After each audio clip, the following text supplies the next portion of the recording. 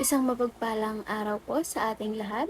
Ngayong araw, ang Bible verse na ating tatalakayin or pagtutuon ng pansin ay ang Luke chapter 16 verse 10. So, ngayon, bago matapos yung taon and kakatapos lang ng Christmas is magkakaroon tayo ng panibagong series which is Better Than Ever. Things to let go in terms of finances, health, ministry, family, and spirituality. So, sabi sa Luke chapter 16 verse 10, New International Version, whoever can be trusted with very little can also be trusted with much, and whoever is dishonest with very little will also be dishonest with much. So, in Tagalog version, ang tapat sa kakaunti ay tapat din naman sa marami, at ang di tapat sa kakaunti ay di rin naman tapat sa marami. So, yung main point ng Bible verse na to, kung titignan natin siya in a biblical perspective, ang mga taong hindi mapagkatiwalaan sa mga, di ba sabi nga dyan, maliliit na bagay. So, in a biblical perspective, ang mga taong hindi mapagkakatiwalaan sa mga material na bagay ay hindi rin mapagkakatiwalaan sa mga spiritual na bagay. So, vice versa lang, ang mga taong mapagkakatiwalaan sa mga material na bagay ay mapagkakatiwalaan din sa mga spiritual na bagay. So, para mas mapalawak pa itong Bible verse na ito, is proceed tayo sa ating teaching. So, with regards finances, ano nga ba yung things to let go before the end of this year? So, number one, cycle of debt. So, hindi naman sinasabi na masamang umutang, di ba? Depende kasi yan sa sitwasyon, based nga kay Pastor Russell.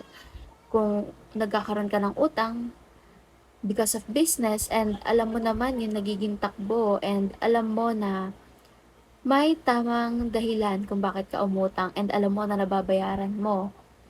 Kumbaga yung hindi nakakapagbayad, hindi kayo nalululong, that is okay. Pero yung tinutukoy kasi dito sa cycle of debt is debt, utang, cycle of debt, is yung, kumbaga, umuulit lang ng umuulit and nalulubog ka ng nalulubog sa utang. Kumbaga, hindi ka na nakakaahon, hindi ka na nakakabayad.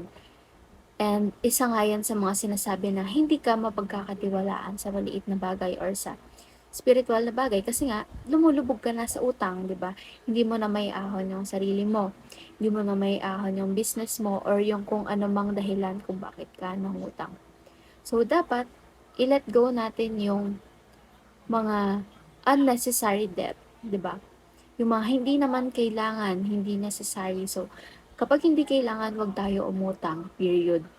Number two, impulse buying. So eto, feel ko pa tama sa akin to kasi tayo mga tao, especially ako, every time nakakahawak tayo ng pera is madalas tayo mag-impulse buying. Yung, kumbaga may makita ka lang, ganyan, tapos mabubudol ka na, and mag-impulse buying ka na. Minsan hindi lang isa bibilin mo, dalawa, tatlo, apat, lima, hanggang sa maubos na maubos yung pera mo, di ba? Yun ang mahirap kapag hindi nakabudget yung pera. Kapag walang pinaglalaanan yung pera, di ba? Kaya importante sa atin, di ba, no? Maging practical na tayo. Yung pera natin is dapat naka-budget para maiwasan din natin na mag-impulse buying. And ako kasi personally, sa ngayon, gumagamit na kasi ako ng mga card para dun ko natin nilalagay yung mga extra money ko kasi kapag ako nagkakaroon ng extra money sa wallet, dukot lang ako ng dukot, sige lang ng sige, bili lang ng bili, ganun. So, ayun, nasa sayo naman yun kung paano mo maiiwasan yung mga, alam mong, hindi mo na kailangan gawin pero ginagawa mo, di ba? Self-discipline lang talaga. Pangatlo is wealth comparison. Para naman sa akin, yung wealth comparison is yung, kumbaga, kino-compare mo kung anong meron ka sa ibang tao. Sa friends mo, di ba? Kaya ang nangyayari, mas nagiging greedy tayo, di ba? And kapag ang isang tao kasi nagiging greedy, hindi mo masasabi, hindi mo kabisado kung anong galaw niyan eh. Pwede siyang gumawa ng mali para lang mapunan yung greed niya. Like for example, pwede siyang magnakaw, ganyan. Hindi ko naman sinasabing, kumbaga may totoong nangyaring ganyan, 'di ba? Parang ano lang, example lang. But my main point is, kapag tayo kasi nagko-compare, nagkakaroon tayo ng insecurity na sometimes magli-lead sa greed natin kasi gusto natin na or hindi tayo nasa-satisfy kung ano meron tayo kasi nga kino-compare natin yung meron tayo sa ibang tao. So, ang nangyayari, nagkakaroon tayo ng greed and tumataas yan ng tumataas. So, tayo, syempre, dahil di tayo nasa-satisfy, is gagawa at gagawa tayo ng paraan para masatisfy yung greed natin. So, kailangan ma-let go natin itong wealth comparison and syempre, yung naunang dalawa din, yung cycle of debt and impulse buying. So, para naman sa ating application, number 1, ask God to set you free from the cycle of debt. So, since yung teaching number 1 natin is yung cycle of debt, sinasabi nga na iwasan natin to. Siyempre, tayo mga tao, hindi naman tayo makakakilos ng tayo lang. 'Di ba? Lalo tayo mga Kristiyano. So, sabi rito, humingi tayo ng grace ni God, humingi tayo ng tulong niya, ng guidance niya, na ilayo tayo or pakawalan tayo sa cycle of debt kung meron man tayo. Yung siglo ng utang kung meron man tayo, 'di ba? Mas maganda kung wala. Pero kung meron, syempre, umiwas na tayo. And humingi tayo ng grace kay God na i-guide niya tayo, 'di ba? Kasi may mga bagay na hindi kaya na sarili mo lang. Actually, lahat naman. Kailangan humingi ka ng guidance ni God. Kailangan humingi ka ng tulong sa Kanya para mas maging maayos yung proseso and mas maging prosperous yung kalalabasan ng bagay na gagawin mo, di ba?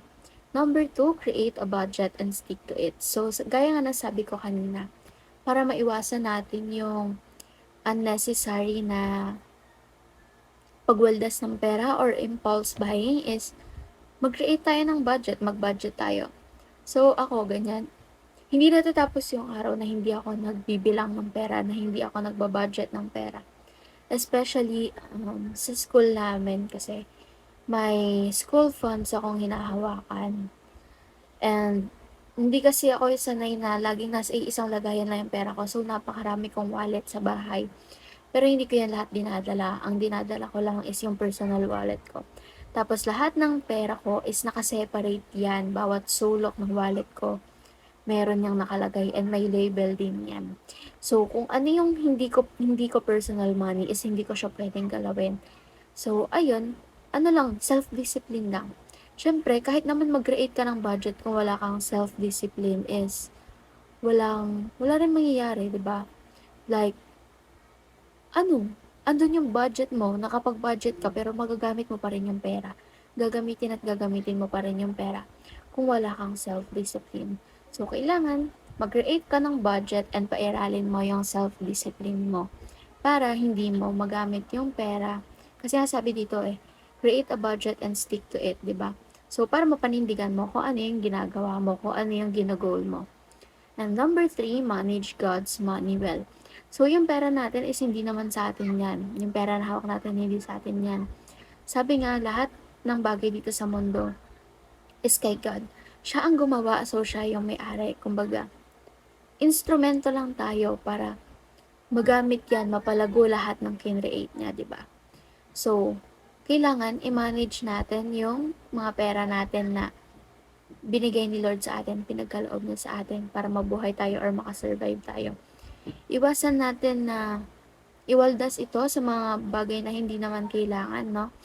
And kung gagastos man tayo is i-make sure natin na napupunta sa tama and may silbi yung pagkakagastusan natin. Hindi yung waldas lang tayo ng waldas and deserve ko to, deserve ko yan, di ba? Kaka-deserve natin is hindi na natin nabibigay kay God yung deserve niya and yung deserve ng sarili natin na magkaroon ng financial freedom and ayun, di ba nga? Kaya sabi dito, manage God's money well kasi hindi lang naman para kay God yan, para din sa atin yan. So, ayun, para sa series na ito is kailangan mapagkatiwalaan tayo sa mga material na bagay para mapagkatiwalaan din tayo sa mga spiritual na bagay.